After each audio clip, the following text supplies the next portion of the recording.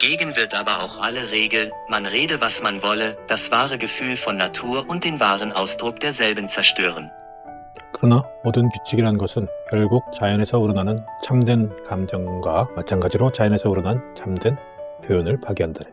대학 입학 전형이 진행 중입니다. 수시는 결과가 나온 듯하고 정시는 아직 끝나지 않았다고 하네요. 당사자나 부모가 마음 졸이고 있겠지만 나와 자식 모두 대입을 통과했으니 그것이 지금 내게 특별한 관심사가 아닙니다. 그러나 대략 30대 중반까지 입시철이면 입시 우울증 같은 게 있었습니다. 심한 수준은 아니었습니다. 요약하면 삼수를 했고 원하는 대학에 가지를 못했는데 남달리 자존심이 강한 젊은 날에 이 실패를 떨쳐버리기 어려웠던 것이죠.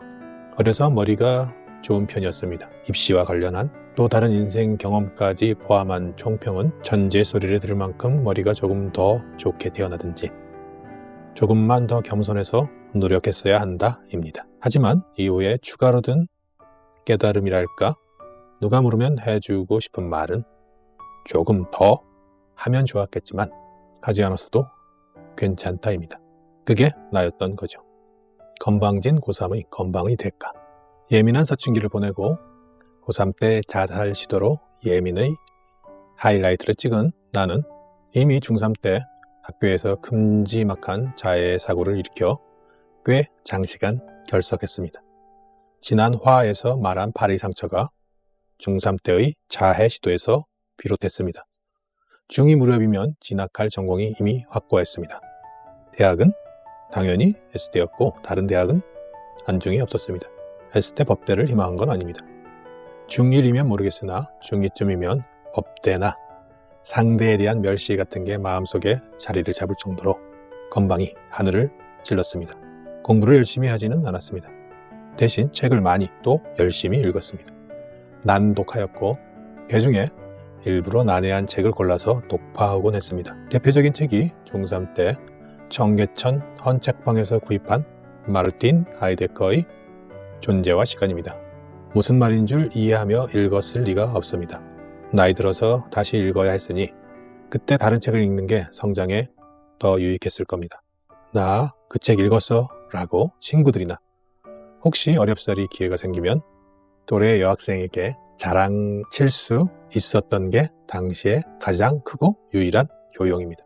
고1 때 수업 중에 김학준 교수의 러시아 혁명사를 읽다가 교사에게 적발당했는데 책을 보더니 우아한 책이 있네 라고 하며 들키지 않게 읽으라고 돌려주더라고요. 이 책은 존재와 시간만큼 무익하지는 않았지만 대학에 들어가서 읽는 게 더 낫지 않았을까요? 독서에 신경 쓴 것 말고는 담배 피우고 술 먹고 길거리 배회하기로 청춘의 상당 시간을 사용했습니다. 싸움은 안 했습니다. 공부에 손을 놓은 건 아니고 대충 했습니다. 무슨 근자감인지 그럼에도 내가 원하는 학교, 원하는 학과에 입학할 수 있다는 확신엔 추호의 흔들림이 없었습니다. 고2 겨울방학에 전념하기 시작해 고3 1학기까지는 나름 충실하게 입시 공부를 한 듯합니다.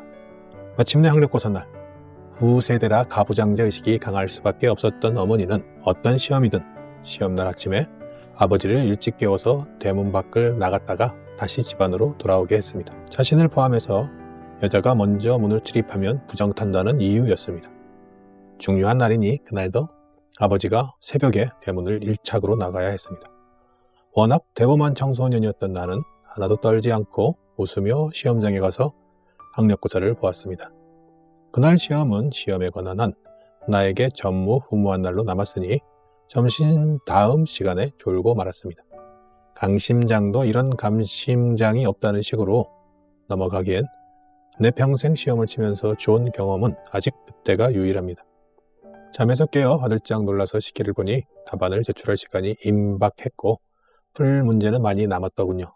찍기에 돌입했는데 별로 운빨이 좋지 않았습니다. 불길한 징조는 내신에서도 나타났는데 0.0x% 차이로 4등급이 된 것이지요. 건성으로 학교에 다녀서 내신이 좋지 않을 건 알았지만 4등급은 좀 놀랐습니다. 우리 학교에서 그 학교의 원서를 낸 학생 중 4등급은 내가 유일했습니다. 내가 학교 다닐 땐 학력고사를 친 다음에 고3의 2학기 중간고사와 기말고사를 몰아서 봤는데 이 시기가 문제입니다. 학력고사라는 중요한 관문을 넘은지라 아이들이 해이해져 애연가들은 한 10분 만에 답안을 적어내고 화장실에 모여 담배를 피웁니다.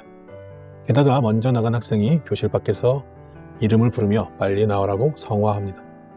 나 또한 화장실 그룹의 일원으로 시험을 대강대강 볼 수밖에 없었습니다. 시험지를 붙들고 있는 게 좀뱅이처럼 보이니까요. 요즘으로는 상상할 수 없는 풍경입니다. 그럼에도 학력고사 점수와 내신 점수를 합해 그 학교, 그 학과에 합격할 수 있다고 배치표상 판정받았고 원서 접수 첫날 1, 2, 3지망을 모두 같은 학과로 적어서 시원하게 서류를 냈습니다. 첫날 입시 창구가 한산하다 보니 TV에 내가 접수하는 모습이 나왔습니다. 결과는 예상외로 낙방. 그해 의예과보다 물리학과 합격선이 올라가는 등 기초학문 선호바람이 불었던 거죠. 2나 3지망을 다른 데에 썼으면 낙병까지는 못 면했을지도 모르나 호기로운 고3답게 시원하게 원서를 쓴 뒷감당을 스스로 해야 했습니다. 고3 마지막 학교시험을 얌전하게 보고 학력고사 날 졸지 않고 첫날 원서를 내지 않고 눈치 작전을 좀 펴다가 융통성 있게 지원학과를 조정했으면 재수나 삼수를 피할 수 있었을 법도 합니다. 지금이라면 그렇게 했겠지요. 내 자식에게는 크게 봐. 그런 식으로 지도했습니다.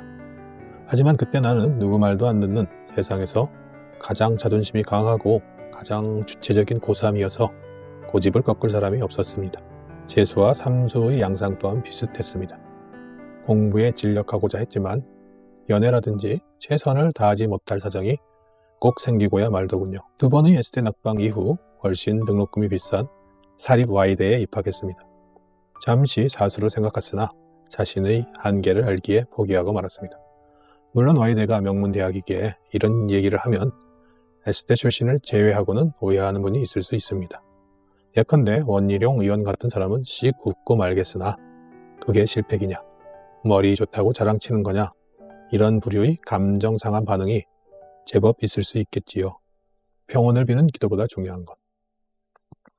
내가 하고 싶은 말은 각자는 자신에게 주어진 능력과 한계 안에서 삶을 열어나가는데 능력의 과신과 한계의 경신은 주어진 단계에서 개인에게 더 큰 노고를 부과한다는 것입니다. 자신의 능력과 역량에 부합하게 스테이지를 클리어할 수 있으면 그렇게 하는 게 참으로 유익하다는 이야기입니다. 그러려면 능력과 한계를 식별하는 분별력이 필요합니다. 분별력 또한 어느 정도 타고나는 것이기에 능력에 속한다고 할 수 있어서 사실 도돌이표가 찍히는 공경에 직면합니다. 식상하게도 겸손이 중요하다고 말할 수밖에요. 이게 참으로 어려운 일임은 20세기의 저명한 신학자 라이놀드 니버 1892년에서 1971년가 다음과 같은 평온을 비는 기도 The Serenity Prayer를 남긴 데서도 확인됩니다. God grant me the serenity to accept the things I cannot change, courage to change the things I can, and the wisdom to know the difference. 번역하면 주여, 나에게 내가 바꿀 수 없는 것을 받아들이는 평온과 내가 바꿀 수 있는 것을 바꾸는 용기, 그리고 이 두 가지를 분별할 수 있는 지혜를 허락하소서입니다. 이제 당연히 입시 우울증에서 벗어났고 평온을 비는 기도에 관한 생각 또한 바뀌었습니다. 이 기도를 조금 삐딱하게 보면 성취지향적이라는 비판이 가능합니다. 겸손과 지혜가 언제나 유효하다는 전제하에 두 가지 덕목이 모두에게 또 언제나 가능하지 않다는 현실을 이야기하지 않을 수 없습니다. 대체로 결과론으로 뒤늦게 평온과 용기를 거론할 수 있을 뿐 바로 그 삶의 현장에서는 내가 그때 졸음을 피하지 못하였듯 사람들은 원하지 않는 길로 가곤 합니다. 그렇더라도 즉 능력과 한계에 관한 판단이 정확하지 않아도 때로 판단을 그르쳐도 인생의 또 다른 길이 열리는 법이며 그 길이 더 나쁜 길인지는 아무도 모릅니다. 때로 더 좋은 길이 열리기도 합니다. 젊은 베르테르의 슬픔의 인용문은 교칙을 넘어섬으로 얻게 되는 특별한 혜택을 직설적으로 제시합니다. 물론 규칙을 준수하며 얻는 혜택 또한 있습니다. 교체는 두 가지 혜택을 비교해서 큰 쪽을 선택하라가 아닙니다. 크게 보아 사람의 기질에 따라 어느 한쪽의 혜택밖에 얻지 못할 수 있는데 흔히 우리는 비교를 당연시하며 더 나은 선택을 하지 않았다고 자책하거나 비판하곤 합니다. 결과가 아닌 과정에서는 내가 내린 그 선택이 나였기에 어쩔 수 없었다고 수용해야 합니다. 다음에는 더 나은 선택을 할 수 있겠지요. 과연 그럴까요? 실제로는 똑같은 선택으로 자책하는 상황이 또 빚어질 확률이 매우 높습니다. 우리 인생에 지혜와 겸손이 작동하는 순간이 참으로 바라지만 생각보다 많지 않을 겁니다. 브라질 소설가 파울로 코엘료는 배는 항구에 있을 때 가장 안전하지만 배는 항구에 머물기 위해 만들어진 게 아니다 라고 말합니다. 그릇된 선택을 내리는 자신조차 자신이므로 우리는 실수한 자신에게 수고했다고 말해야 합니다. 다음에도 그 실수와 실패가 반복될지 모르지만 그래도 매번 다음엔 더 잘할 것이라고 격려해야 합니다. 내가 나를 사랑하고 믿어주지 않는다면 누가 나를 믿어주고 사랑해 줄까요? 무엇보다 내가 나를 사랑하고 믿어주지 않으면 다음이란 아예 존재하지 않게 됩니다. 나라는 배는 어떤 종류의 배이든 출항해야 하며 배가 미약하고 항해술이 나쁘다고 정박만을 고수할 수는 없습니다. 바다를 향할 때 매번 겸손과 지혜로 더 나은 항해가 되도록 다짐할 뿐입니다.